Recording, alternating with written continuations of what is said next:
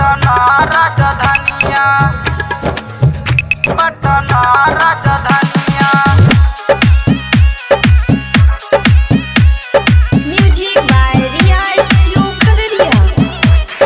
DJ Om Prakash, DJ Om Prakash, DJ Om Prakash. दिन राति काम करे छी, मर्डर खुले आम करे छी। बाबू सोना कह के छौड़ा हमरा के बदनाम करे छी। बाबू सोना कह के छौड़ा हमरा के बदनाम करे छी। दिन राति काम करे छी, मर्डर खुले आम करे छी। बाबू सोना कह के छौड़ा हमरा के बदनाम करे छी। हमरा के बदनाम तोरे चलते भेलिए हम पगलिनिया।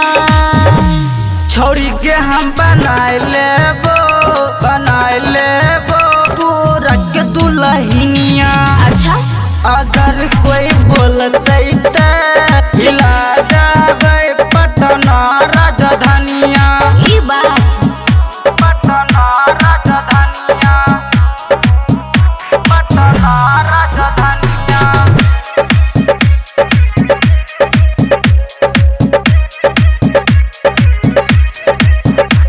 तो हुकुम करेगी जान हमर कभी तो उहे कर देबो। बोलते कोनो लफंगा तके काट कर धंधा देबो।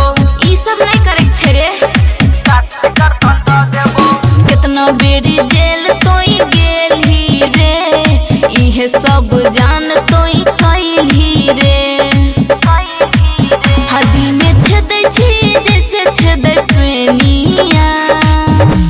छौरी के हम बनाए लेबो पूरा के दुल्हनिया।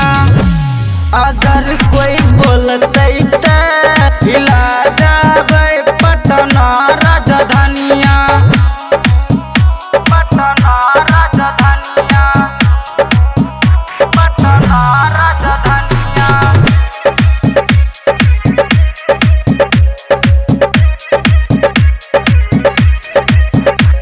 हम जिए जिलादार जान के जिला जबार के। तोरा दाची हमार गे, हम सियाम छी तोहर गे।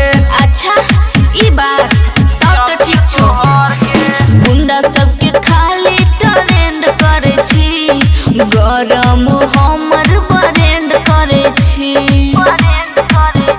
रतन यादव की बने भी हमके जोगिनिया। छौरी के हम बनाए लेबो पूरा के दुल्हनिया। अगर कोई बोलते ते हिला जाबे पटना राजधानिया। Recording by Riya studio Khagaria भदा।